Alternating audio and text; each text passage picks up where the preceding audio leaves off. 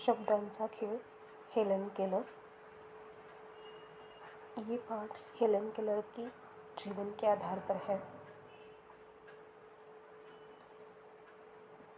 उन्होंने अपने जीवन में पढ़ाई कैसे पूर्ण की, क्योंकि वो स्पेशल चाइल्ड थी, उनको देखने में और सुनने में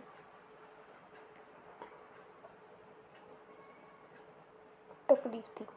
फिर भी उन्होंने अपनी पढ़ाई कैसे पूरी की और उनको पढ़ाई करने के लिए उनकी टीचर एनी सुलिवान ने कैसे मदद की, इसके बारे में ये पाठ है।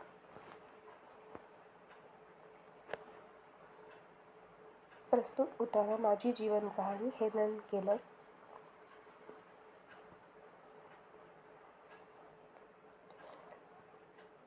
उनका जो बुक है, उन्होंने खुद की लाइफ के ऊपर बुक लिखा था, उसका अनुवाद किया है मराठी में माधव कर्वे। उसमें से ये पार्ट लिया गया है।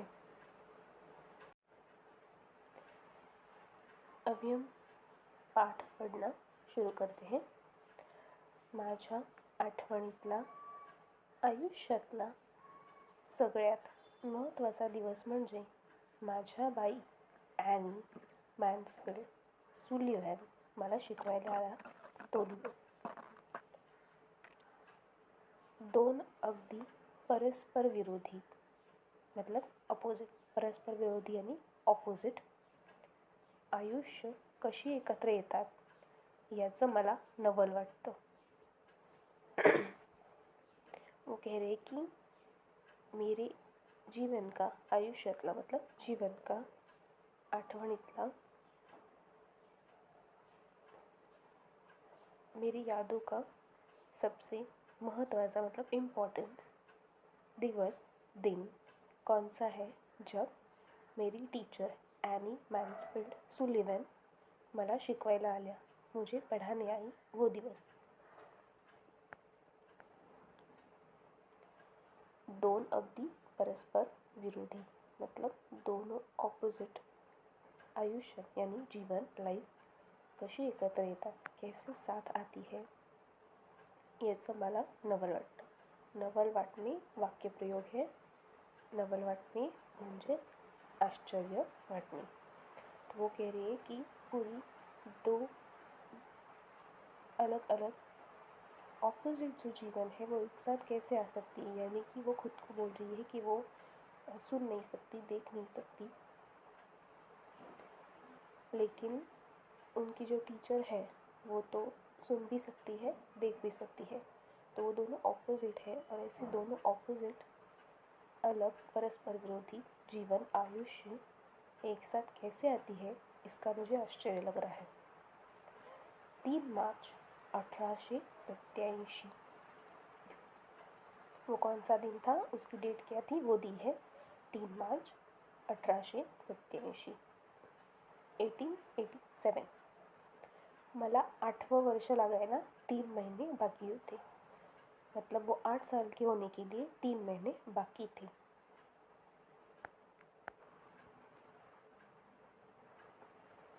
त्या दिवशी दुपारी मी पोर्चमध्ये उभी होते, शांत, कशाच्या तरी अपेक्षित।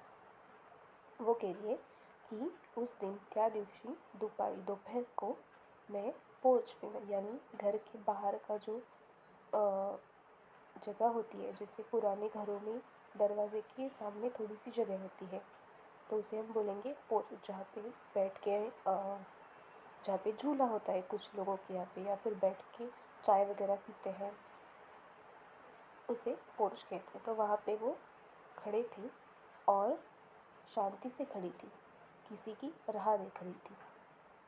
आईच्या खाणाखुणा आणि घरातल्या लगबगीवरून आज काहीतरी वेगळं घडणार याचा मला साधारण अंदाज आला होता।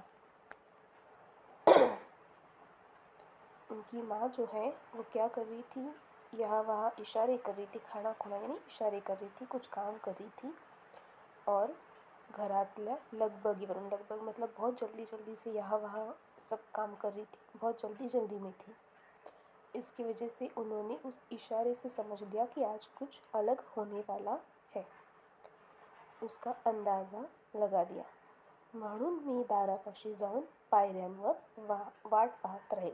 इसी वजह से वो क्या कर रही थी, बाहर पोर्च में जाके खड़ी थी सीढ़ियों के पास, और कोई आने वाला है उनको ऐसे लगा तो वो राह देख रही थी.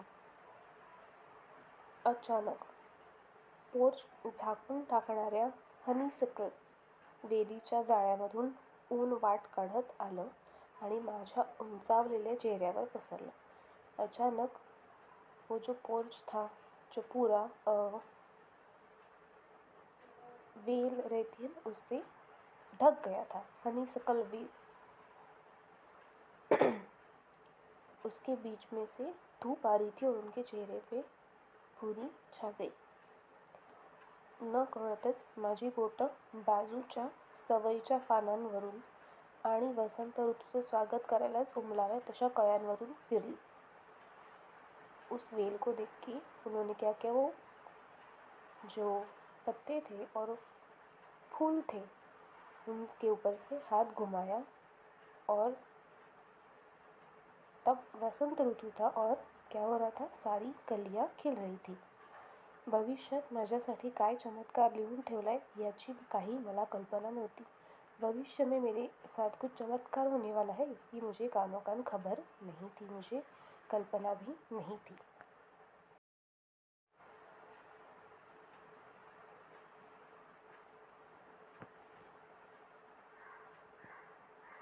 त्याआधी काही आठवडे रागानं आणि कडवटपणानं मन इतकं व्यग्र झालं होतं की त्या स्वतःशीच चाललेल्या सततच्या झगड्यानं मी अगदी थकून गेले होते.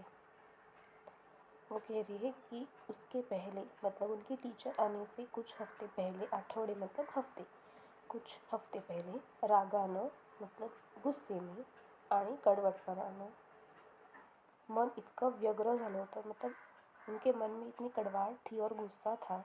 व्यग्र होना यानी उसमें भर जाना.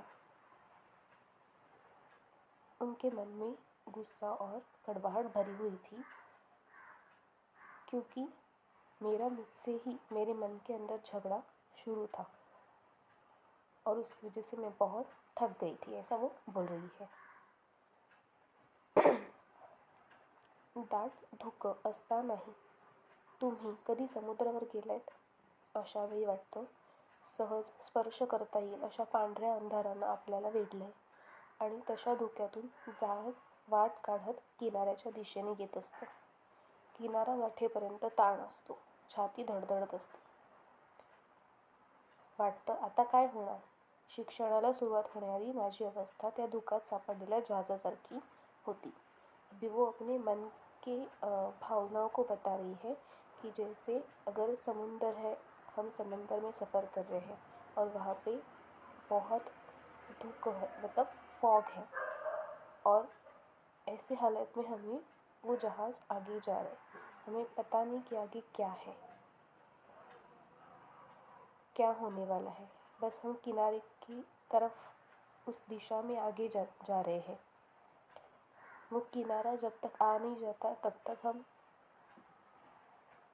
डरे हुए रहते. किनारा गाठेपर्यंत ताण असतो, यानी वहाँ पे बहुत स्ट्रेस रहता है, टेंशन रहता है, छाती धड़धड़त असते, मतलब दिल में धड़कन तेज़ होती है, क्योंकि अगर कुछ हो गया तो अभी क्या होगा, ऐसा डर लगा रहता है.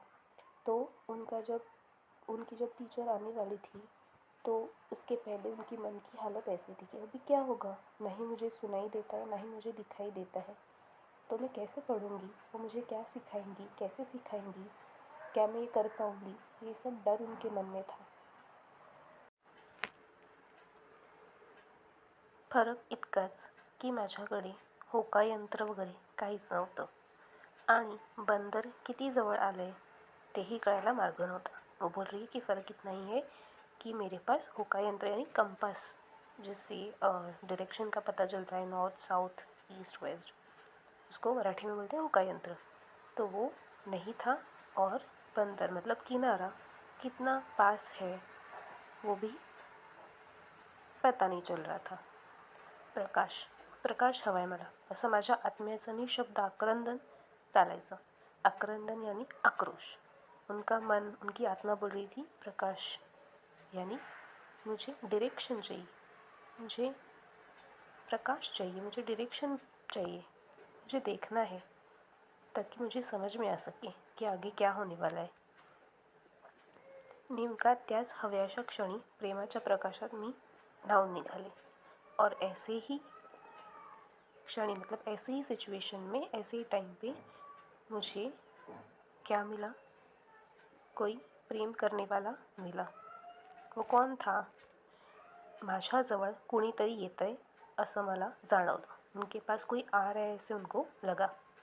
आईच आहे असं समझून मी हाथ पुढे केला. उनको लगा कि वो मेरी माँ ही है, तो उन्होंने क्या किया, हाथ उनका आगे किया. तर दुसऱ्याच कुणीतरी माझा हात हातात घेतला आणि मला उचलून कडेवर घेतलं. तो मुझे पता चला कि ये माँ नहीं है, किसी और ने ही मेरा हाथ पकड़ लिया और आणि मला उचलून कडेवर घेतलं. कडेवर मतलब मुझे उठाया, गोदी में उठाया. ह्याच माझ्या बाई ॲनी सुलिव्हन, यही वो थी मेरी टीचर ॲनी सुलिव्हन. त्या मला शिकवायला आल्या होत्या. त्याहीपेक्षा जास्त माझ्यावर मायेची पाखर घालायला. वो मुझे पढ़ाने आई थी, शिकवायला यानी पढ़ाने आई थी. पर उससे भी ज़्यादा, त्याहीपेक्षा जास्त माझ्यावर, मेरे ऊपर मायेची पाखर घालायला, मेरे ऊपर माया करनी, मेरे ऊपर प्रेम करनी वो आई थी. दुसऱ्याच दिवशी सकाळीच बाई मला आपल्या खोलीत घेऊन गेल्या. त्यांनी मला एक बाहुली दिली. दूसरे ही दिन वो मुझे अपने रूम में लेके गई, खोली यानी रूम में लेके गई, और मुझे एक गुड़िया दी, बाहुली यानी गुड़िया दी.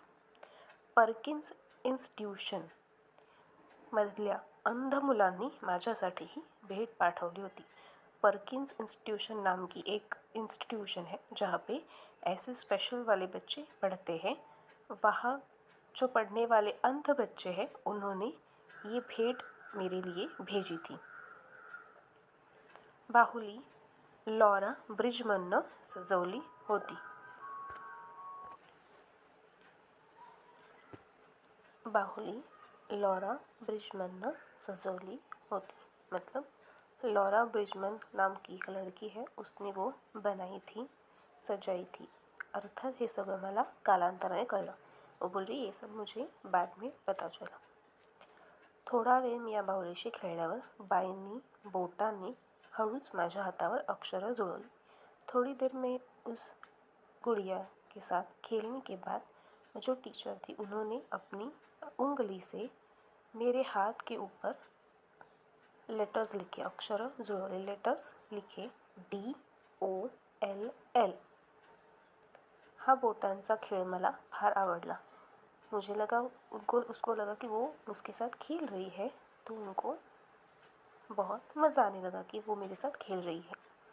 मी ही बाईंप्रमाणे बोटं फिरवू लागली. मुझे भी मज़ा आने लगा, इसलिए मैं भी क्या कर रही थी, वो टीचर की तरह मैं भी जैसे वो ॲक्शन करती थी मैं भी वैसे ॲक्शन करने लगी. शेवटी जेव्हा एकदा मी ती अक्षरं बरोबर काढली तेव्हा बालसुलभ आनंद आणि अभिमानानं फुलून आले. बाद में मैंने जब वो अक्षर जो है वो जैसे टीचर ने की थी वैसे ही मैंने की, तो मुझे बहुत आनंद हुआ और मुझे बहुत अभिमान लगा. धावतच जिना उतरून मी आईपाशी गेले. तिच्यासमोर हात धरून त्यावर पुन्हा एकदा मगाचीच अक्षरं बोटाने जुळवून दिली. मैं भाग के सीढ़ियों से नीचे भाग के गई और मैं अपनी माँ के पास गई.